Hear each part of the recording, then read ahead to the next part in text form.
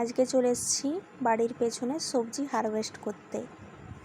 আর চলুন বন্ধুরা, দেখা যাক কী কী সবজি হয়েছে। আগে আপনাদেরকে সব সবজি বাগানটা দেখাবো। তো হ্যালো এভরিওয়ান, চলে এসেছি বাড়ির পেছনে সবজি হারভেস্ট করতে। তো দেখা যাক এখানে কী কী সবজি আছে, আর আমি আজকে এখান থেকে কী কী সবজি তুলে নিই। আর প্রথমে এখানে দেখাচ্ছি যে এখানে বেগুন গাছটাতে অনেক বেগুন ধরেছে, তো দেখব। আর এই যে এখানে শশা গাছে শশাও ধরে গেছে। আর এখানে অনেক রকমের সবজি কিছু কিছু আছে, এখানে যেমন খেটা শাক, আলোটা শাক, আর এই যে কলমি শাক, আর এদিকটাও বেগুনটা ধরেছে।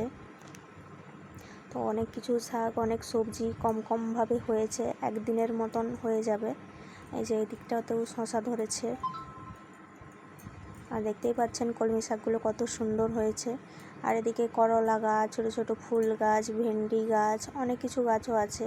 আর মা ওদিকটাতে তুলছে কিছু একটা। এই যে লোটা গাছগুলোও খুব সুন্দর হয়েছে, লাল লোটা গাছ আর খেটা গাছ। আর এদিকে একটা সূর্যমুখীর গাছ হয়েছে, আর এখানটায় শুশনি শাক লাগানো হয়েছে। আর আমি এখানে তুলে নিয়েছি একটা শশা আর একটা বেগুন। আজকের মতো এইটুকুই হারভেস্ট করেছি।